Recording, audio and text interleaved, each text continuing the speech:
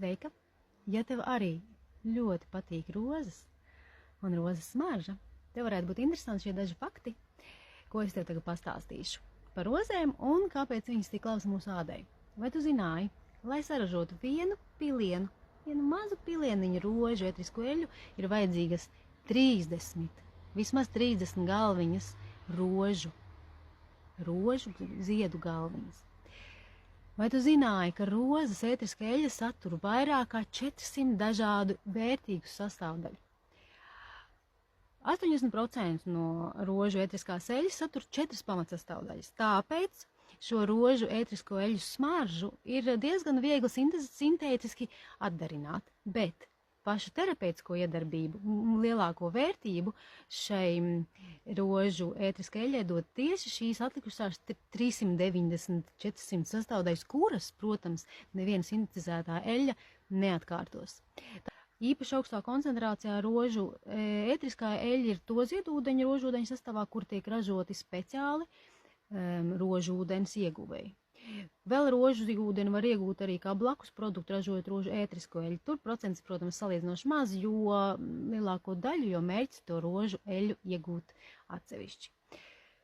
Rožu eļļa ētriskā, viņa ir ļoti draudzīga, tā ļoti draudzīga ādai, ļoti panesama, tāpēc der jebkuram ādas tipiem. Arī ļoti augstas antioksidantu īpašības, veicinošas īpašības, tāpēc nobriedušai ādai, jūtīgai ādai, sausai ādai īpaši vērtīga. Un emocionālā ziņā roze, padomājiet paši, kāpēc sievietēm patīk rožu smarža. Kad mēs saņemam rozes, mums gribas smaidīt.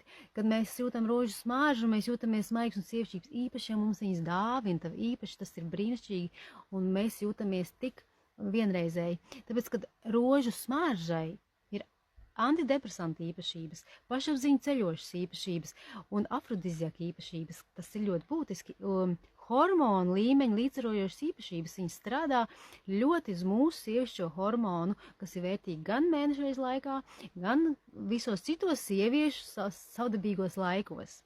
Palīdz mūs noturēt šo savu sievišķo maigumu, atvert sirdi, justies skaistām. Mums tādām jābūt jau tas automātiski, bet nevienmēr jau tas mums izdodas šajā interesantajā dažādajā dzīves posmos, tad rožu ētriskā eļļa to brīnišķīgi var palīdzēt. Tāpēc manos kosmētikas produktos 2 vārdos varu atgādināt, kad ir mitrinošais brīnišķīgs sejai ar mirdzumu, kuru pamatā ir rožu ziedūdens un rožu ētriskā eļļa, anti-age šim te serumam ādai, acīm un lūpām pamatā ir damaskas rožu ziedūdens, jaunajam barojošajam rožu krēmam, kas ir naktskrēms, pamatā ir damaskas rožu ziedūdens.